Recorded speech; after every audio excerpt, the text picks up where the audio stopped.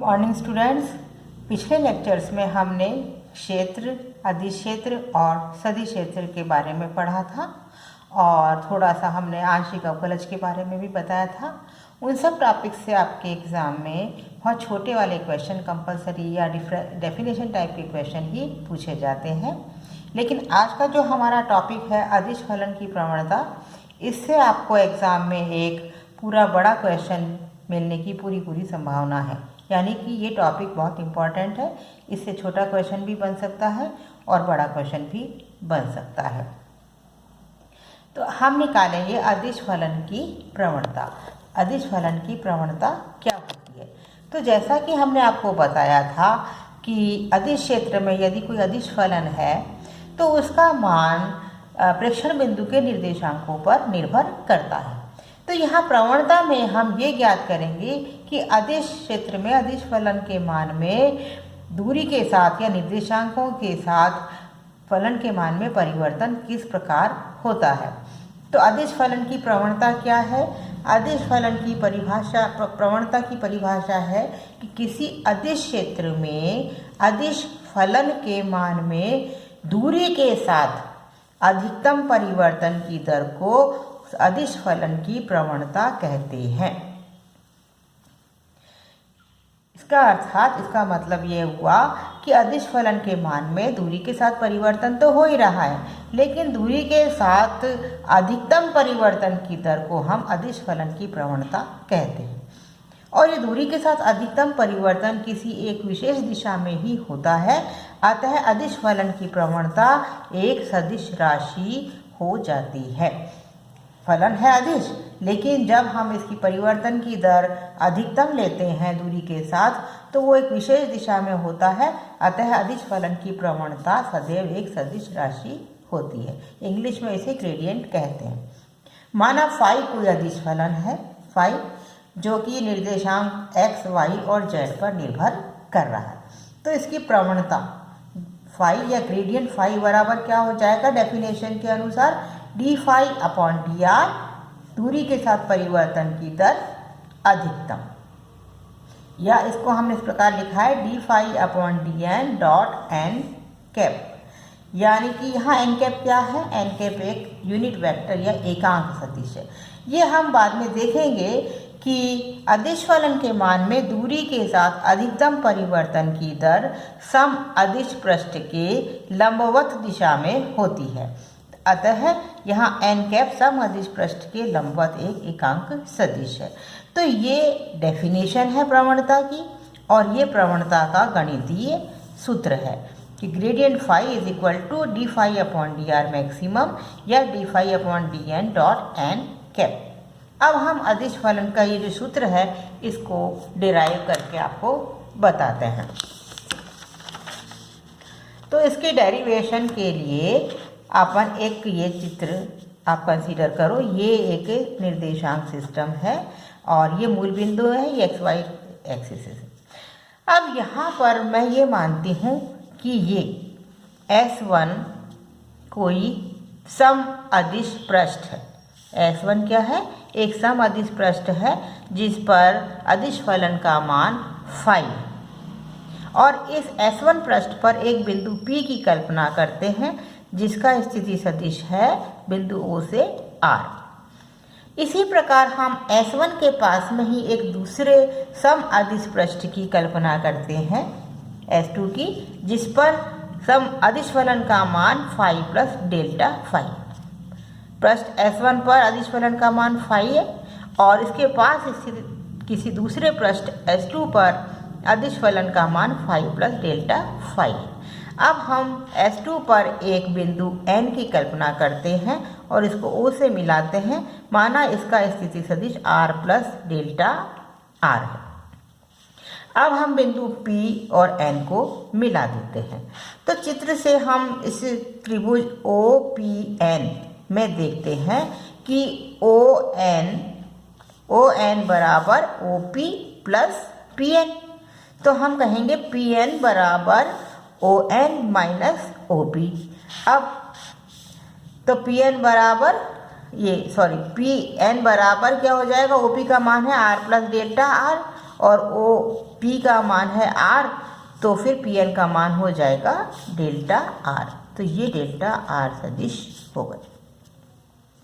अब हम फलन देखते हैं कि फलन फाई के मान में पी एन दिशा के अनुदिश परिवर्तन की दर क्या होगी। तो पी एन, पी है पृष्ठ S1 पर और एन है पृष्ठ S2 पर, तो इन दोनों के बीच अदिश फलन के मान में परिवर्तन कितना है, डेल्टा फाई, और दूरी में परिवर्तन कितना है, डेल्टा आर। तो हम कहेंगे कि फलन फाई के मान में पी एन दिशा में परिवर्तन, दूरी के साथ परिवर्तन की दर है delta phi upon delta R. अब हम आगे इस बिंदु P से पृष्ठ S पर एक लंब डालते हैं जो यहाँ पर बिंदु M पर मिलता है। तो PM, जहाँ मैं लिख देती हूँ PM is perpendicular to S2। PM पृष्ठ S2 पर एक लंब डाला है हमने और M को हमने S से मिला दिया और माना कि जो PM दूरी है ये डेल्टा N के बराबर है। तो PM क्या है, दोनों पृष्ठ S1 और S2 के बीच की लंबवत दूरी, और हम जानते हैं कि दो पृष्ठों के बीच की लंबवत दूरी उनके बीच की न्यूनतम दूरी होती है। अब ये त्रिभुज हो जाएगा एक समकोण त्रिभुज, ये 90 डिग्री का एंगल है और माना कि ये जो डेल्टा N है और ये डेल्टा R है, यानी कि PM और PN के बीच का कोण है थीटा। तो इस समकोण त्रिभुज में हम देखते हैं कि PNM एक समकोण त्रिभुज है, तो कॉस थीटा बराबर हो जाएगा आधार बटे कर्ण यानी PM बटे PN, और PM क्या है, डेल्टा N, तो डेल्टा N बटे डेल्टा R बराबर कॉस थीटा। तो हम कहेंगे कि डेल्टा N बराबर delta R cos theta, PM बराबर PN cos theta, PM delta N है, PN डेल्टा R है, तो हम कहेंगे डेल्टा N बराबर डेल्टा R कॉस थीटा। ये हमने इस समकोण त्रिभुज से ज्ञात कर लिया, ठीक है। तो अब आप देखिए कि डेल्टा N बराबर डेल्टा R कॉस थीटा है, तो डेल्टा R बराबर हो जाएगा डेल्टा N बटे कॉस थीटा। अब delta phi upon delta R, phi के मान में दूरी के साथ परिवर्तन की दर जो हमने पहले देखा था, तो यहाँ मैं डेल्टा आर की जगह ये मान रख देती हूँ, तो आ जाएगा delta phi upon delta N नीचे और कॉस थीटा ऊपर आ जाएगा। अब तो delta phi upon delta R maximum ज्ञात करना हो तो ये कब होगा, delta phi upon delta N तो कांस्टेंट है, क्योंकि दोनों पृष्ठों के बीच फलन के मान में परिवर्तन डेल्टा फाई कांस्टेंट है, दोनों पृष्ठों के बीच की लंबवत दूरी कांस्टेंट है। चेंज क्या हो रहा है, चेंज हो रहा है कॉस थीटा। तो यहाँ होने के लिए यहाँ कॉस थीटा का मान अधिकतम होना चाहिए, और कॉस थीटा का अधिकतम मान होता है हम जानते हैं 1, जब थीटा का मान 0 हो। तो हम जब कॉस थीटा बराबर 0 हो तो कॉस थीटा का मान 0 है, तो cos theta is equal to 1 हो जाएगा मैक्सिमम। और ये मैक्सिमम मान हम रखें तो हम देखते हैं कि delta phi upon delta R maximum बराबर delta phi upon delta N गुणा कॉस थीटा का मान 1 है, और ये एक दिशा कौन सी हो गई, ये दिशा हो गई समअदिश पृष्ठ के लंबवत दिशा में, तो यहाँ हमने एन कैप लिख दिया।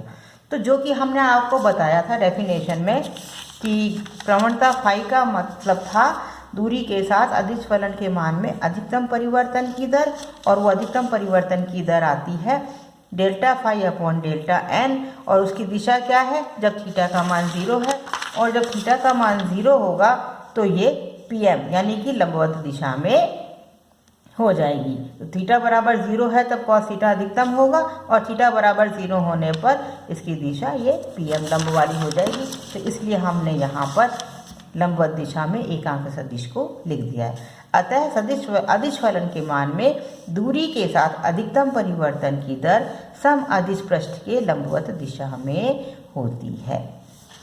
ग्रेडियंट फाई बराबर delta phi upon delta R maximum या delta phi upon delta N dot N cap.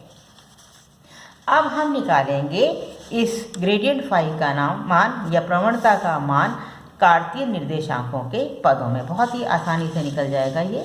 तो इसके लिए हम देखते हैं कि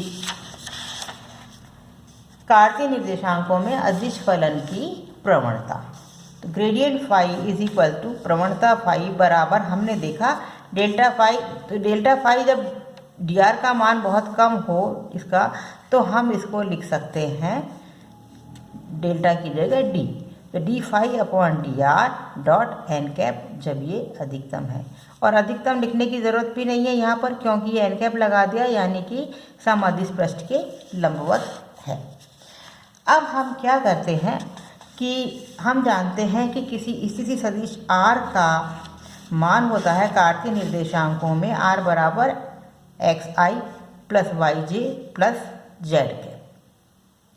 तो इसलिए हम कह सकते हैं कि डी आर बराबर क्या हो जाएगा, डी आर बराबर हो जाएगा एक्स की जगह डी एक्स, वाई की जगह डी वाई और के की जगह जेड की जगह डी जेड। तो डी आर बराबर iota D X plus J D Y plus K cap D Z. ये हो गया डी आर का मान। अब मैं जो ये ग्रेडियंट फाई है इसको डी आर से हम अदिश गुणन करेंगे। कैसे करेंगे? अब हमने आपको पहले ही बताया था कि फलन तो अदिश है, लेकिन जब एक अदिश फलन की प्रवणता हम याद कर लेते हैं तो वो एक सदिश राशि हो जाती है। तो यहाँ ग्रेडियंट फाई एक सदिश राशि हो गई है और डी आर भी सदिश है। तो अब हम ग्रेडियंट फाई और डी आर जो दोनों जो एक वेक्टर है इनका अदिश गुणन कर देते हैं।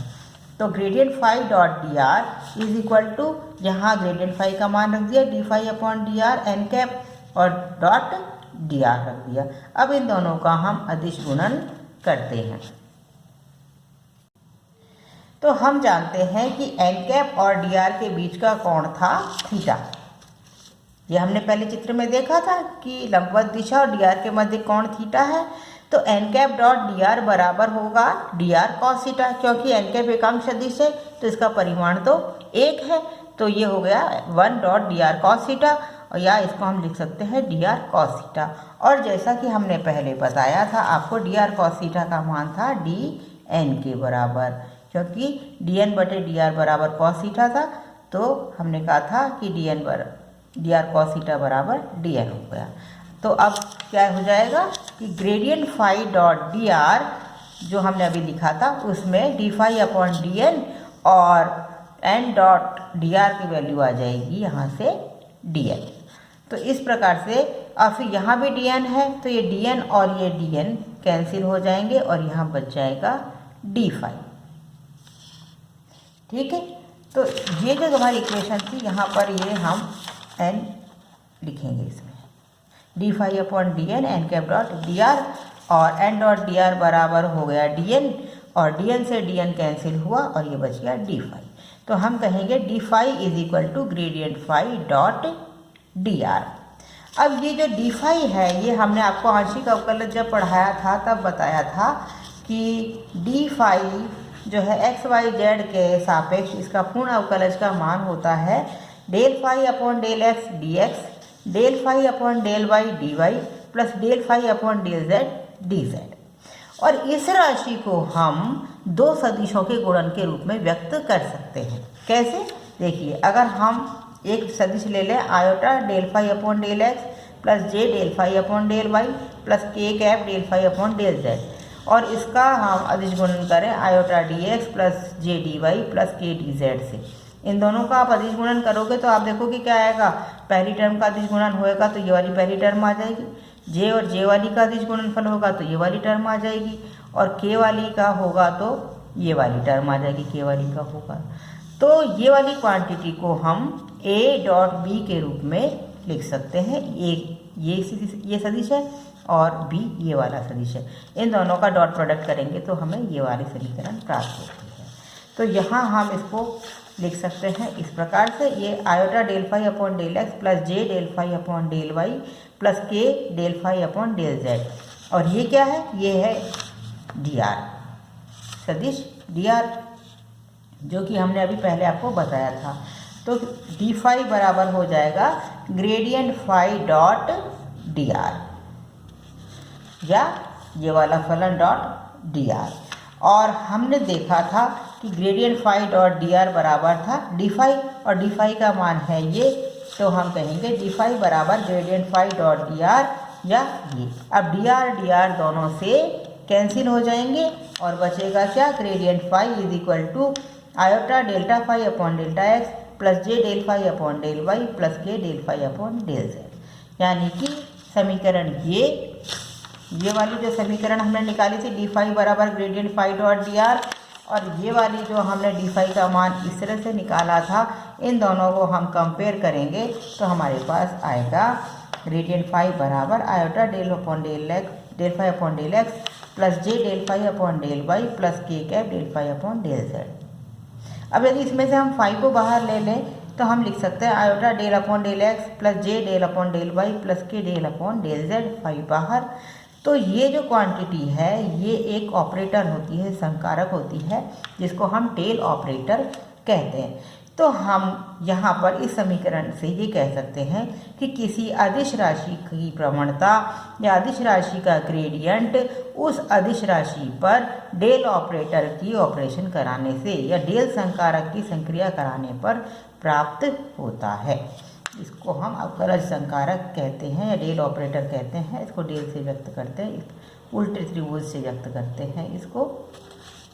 तो क्या निकाला हमने, हमारे पास ये रिजल्ट आ गया कि ग्रेडियंट फाई बराबर डेल डॉट फाई, डॉट नहीं डेल फाई। तो डेल जो है, डेल कहाँ है, ये है, ये डेल है।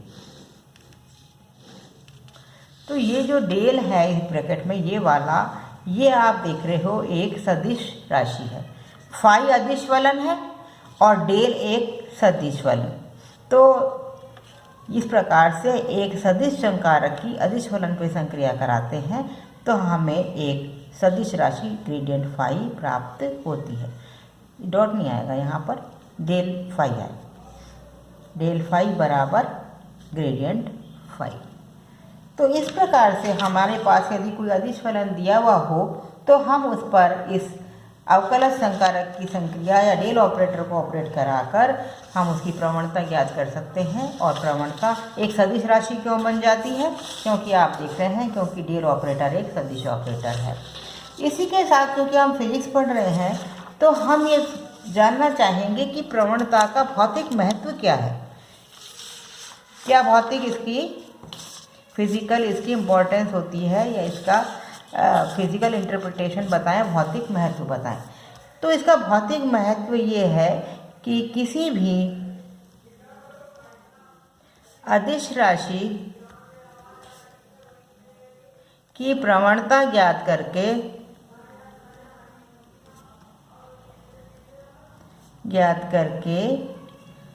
हम एक नई भौतिक राशि ज्ञात कर सकते हैं। कोई भौतिक राशि दे रखी हो जो अदिश है तो उसकी प्रवणता ज्ञात करके हम एक नई भौतिक राशि ज्ञात कर सकते हैं। जैसे मैं आपको एग्जाम्पल के लिए बताऊं कि विद्युत विभव हमने देखा था एक अदिश राशि, लेकिन जब हम इसकी प्रवणता ज्ञात करते हैं, डेल फाई वी करते हैं, तो आप हमेशा जानते हैं कि हमें विद्युत क्षेत्र प्राप्त होता है। E is equal to gradient V के बराबर होता है। V एक अदिश राशि है और विद्युत क्षेत्र एक सदिश राशि है। इसी प्रकार यदि हम ताप है जो कि एक अदिश राशि है तो इसके हम दूरी के साथ परिवर्तन निकालें तो हमें तापीय क्षेत्र प्राप्त होगा, टेम्परेचर फील्ड प्राप्त होगा। ताप अदिश राशि है लेकिन तापीय क्षेत्र जो है टेम्परेचर में पता चलेगा वेरिएशन, तो हमारे पास में तापीय क्षेत्र। तो इस प्रकार से हम किसी अदिश भौतिक राशि की प्रवणता से एक नई भौतिक राशि प्राप्त कर सकते हैं और ग्रेडियंट हमेशा अदिश का एक सदिश होता है। तो ये जो नई भौतिक राशि प्राप्त होगी ये एक सदिश राशि होगी सर। तो इस प्रकार से दो लाइन अगर आपसे वो पूछता है कि इसका भौतिक महत्व बताइए प्रवणता का, तो आप सिर्फ इतना लिखेंगे कि किसी भी अदिश भौतिक राशि की प्रवणता से हम एक नई भौतिक राशि प्राप्त कर सकते हैं जो कि सदिश होती है, और आप ये एग्जाम्पल दे सकते हैं।